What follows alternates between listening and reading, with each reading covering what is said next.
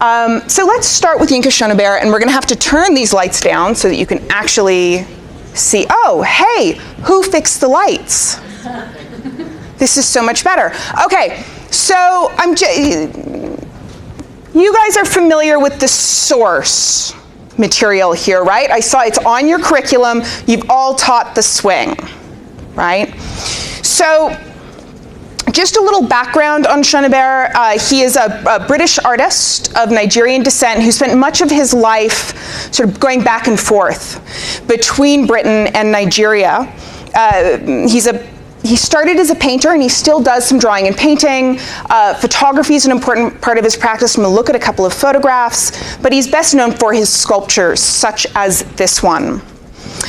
Just as a little bit of sort of to get things in historical perspective, does anybody have any sort of information about the historical relationship of Britain and Nigeria? It was a colony. Yes. So in like the 1885 Berlin Conference, yeah, it was claimed by Britain, and so then, as were lots of parts of Africa. Yes, and Britain had involved itself earlier as a result of their resistance to the slave trade. So Britain had involved itself in trade in Nigeria because much of the slave trade was moving through Nigeria, but they secured their position there at the Berlin Conference, which we will talk about a little bit for those who aren't familiar. So from 1800 to 1960, Nigeria was under British control. So 1800 to 1960. So good long time. So let's talk a little bit about this painting. You've taught it. What is it? Why is it a part of the curriculum? Why does this painting matter? What is its message and historical importance? Yes?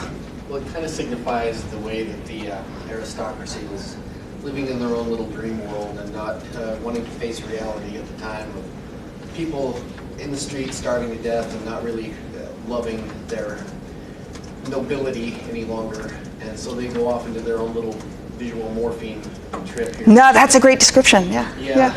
Of, you know, roofy trees and nice pastel colors and happy little scenes where they can go off and have their little romantic trysts and be pushed by somebody in the background who almost seems to have a collar. You know, and maybe hinting at, suggesting possibly that it's A-okay with everyone. And, you know, yeah. Great, fantastic, thank you. So, we often see works of the Rococo presented as the sort of counterpoint to the neoclassical, the degenerate decadence that leads up to the French Revolution. We have this culture where everybody is sort of, they've secreted themselves away at Versailles.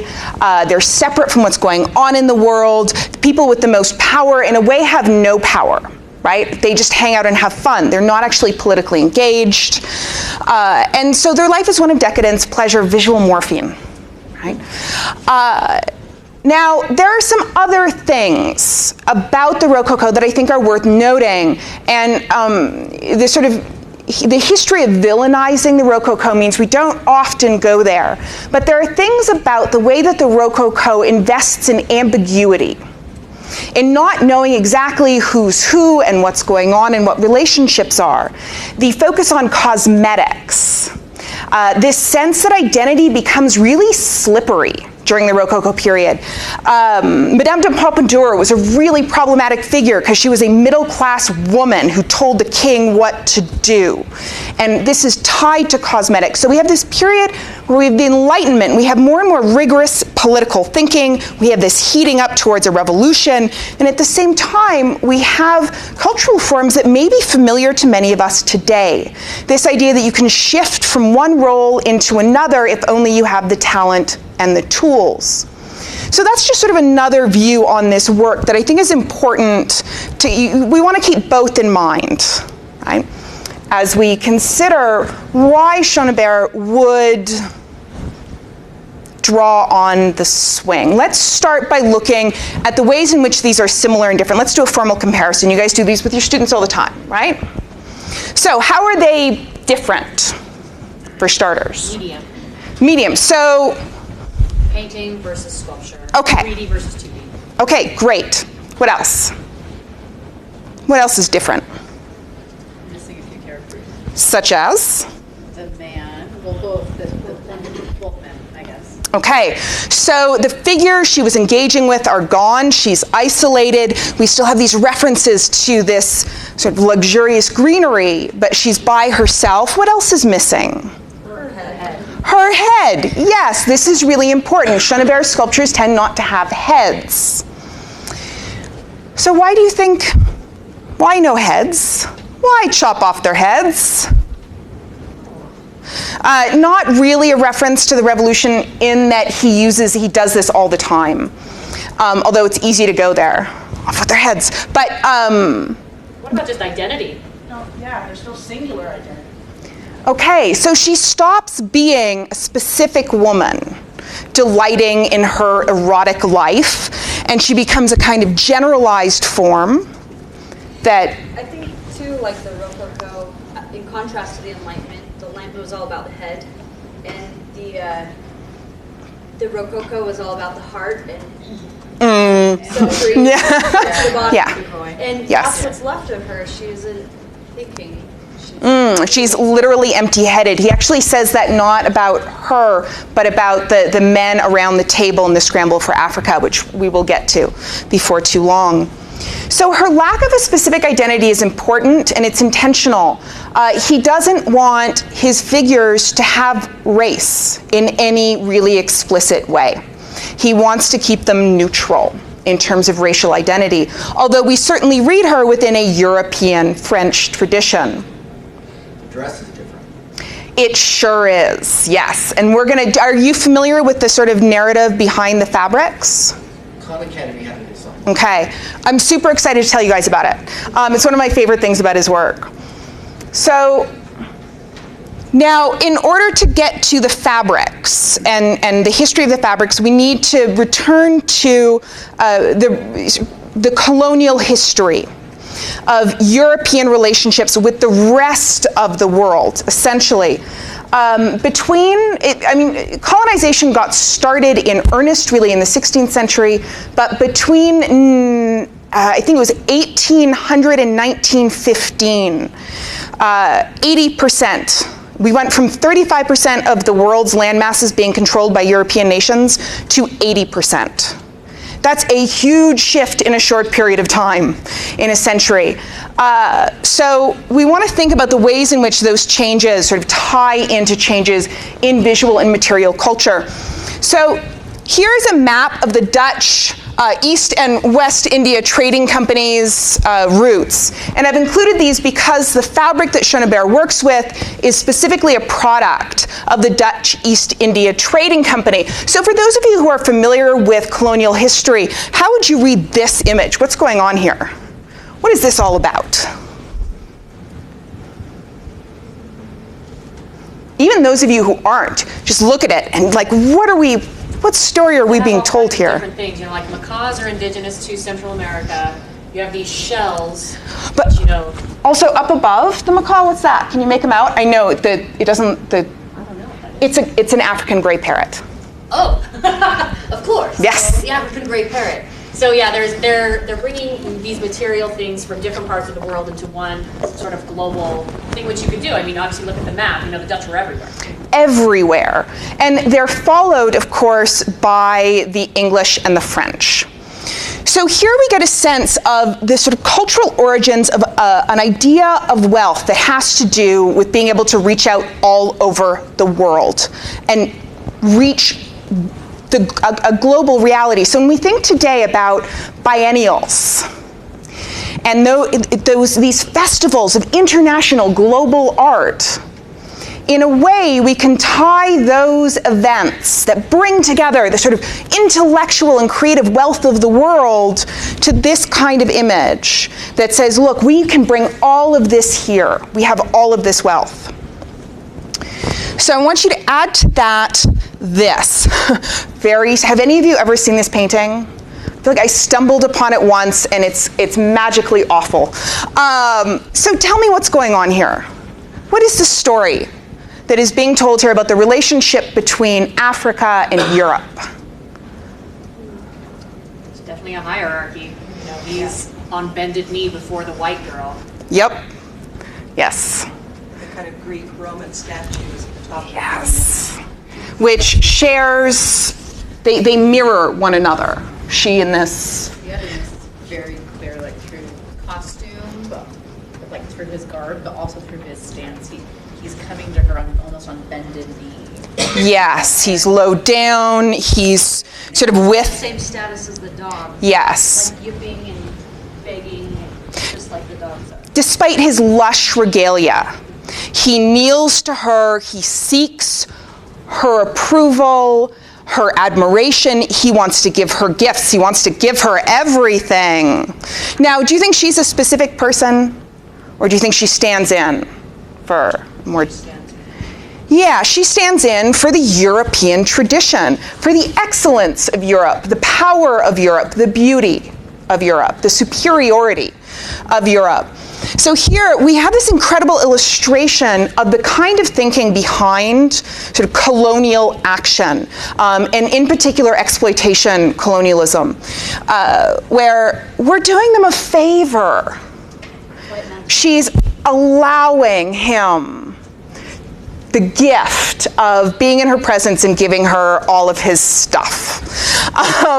So I find this a really helpful image. Now let's compare this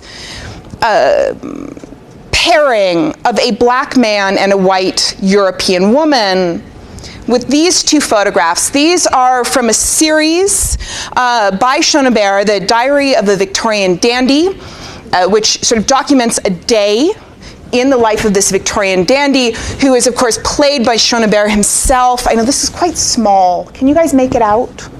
Okay, good.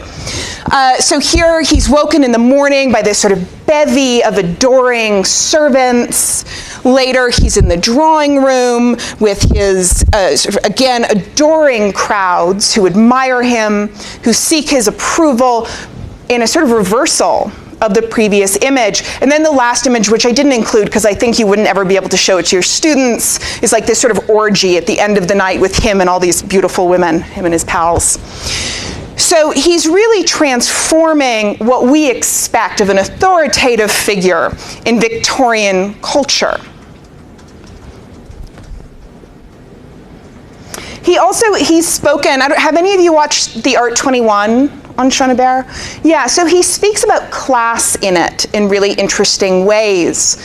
He says in Nigeria, he is of a very high class. He's aristocratic. His lineage in Nigeria is that of an aristocrat, whereas when he's in London, he's just a black man with a broken body. Right? He contracted a virus in his late teens and was paralyzed. So he spent most of his life in a wheelchair, although he's been recovering slowly ever since. I don't know exactly how these worked. I mean, he must have had support. Sort of got set up in front of the camera to take these photographs. So he's really investing in a kind of fantasy of power and freedom that doesn't exist in the real history of London in any significant way. And I want you to keep this in mind when we get to Carol Walker. This idea of a reimagining or a fantasy of history. In this case, it's one that is positive for the subject who fantasizes. In Walker's, as I'm sure many of you have encountered, it's quite disturbing. So, back to the sculptural works. You had mentioned the Berlin Conference. So here he has his Scramble for Africa, right? So this event where the leaders of European nations got together and said, I'll take this bit, you can have that part, no, I want that one. I like the mineral resources over here, I like the grain I can take from here. And he's got them set up around a table, again, headless, and he says it is important for them to have no race. But it was in reference to this work that he described them as literally brainless, right? These men sort of fighting over Africa, yes? Why, especially in a work like this, would it be important for them to not have race? Like, I would think that you would want to emphasize the race. Their whiteness. Okay, that's a really great question. Does anybody want to take it before I do? So globally, we're still doing it. It's not just European Okay, that it's a sort of multi-directional, exploitative system. There's that. There's also this idea that one of the things he's working to undermine is an essentialist idea about race.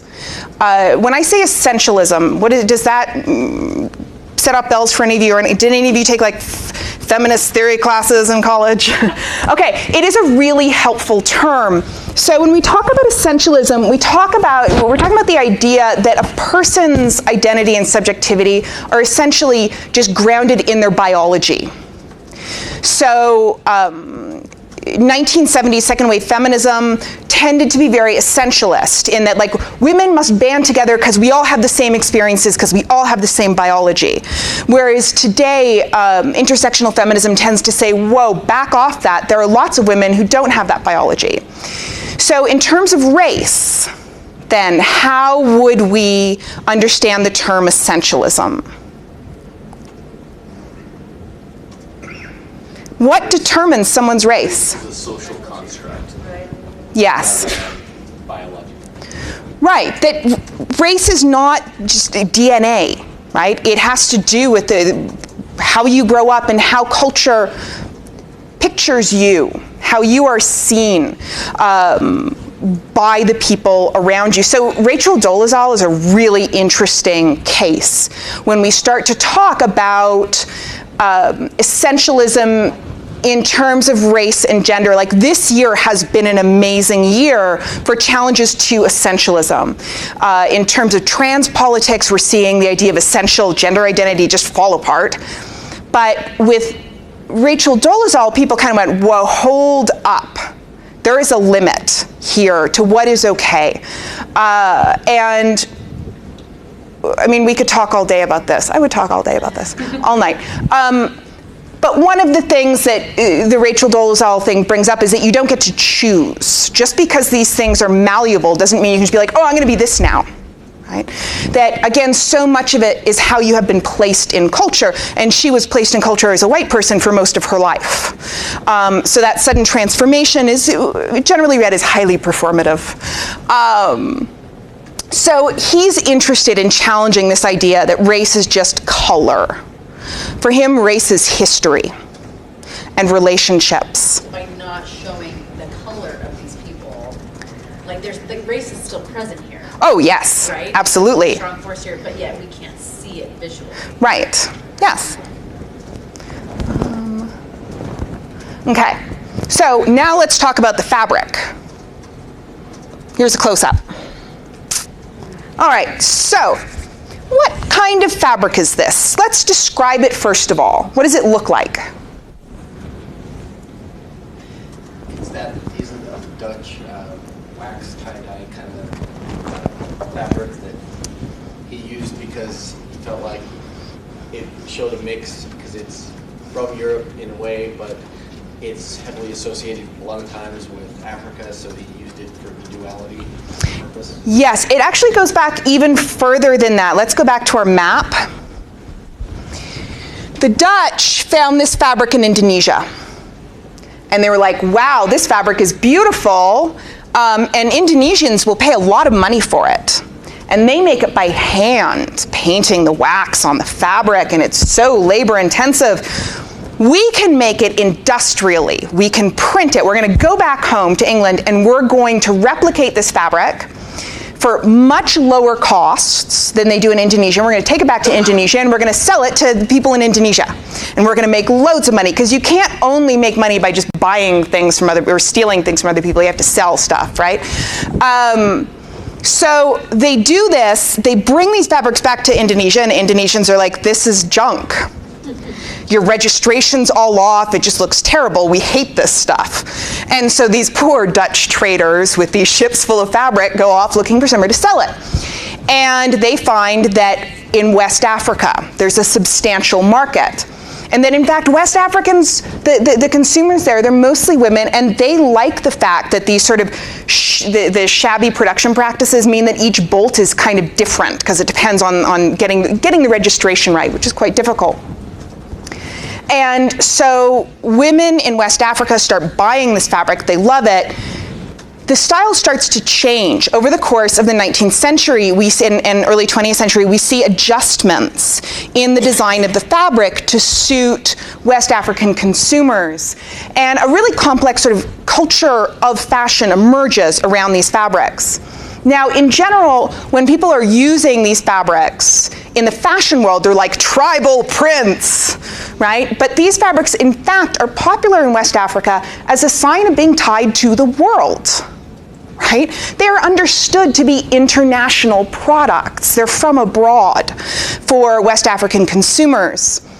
So, meanwhile, like European and American fashion industries see them as these like African tribal prints that's, you know, people off in the bush. Anyway. Stereotype is sometimes hilarious, more often awful.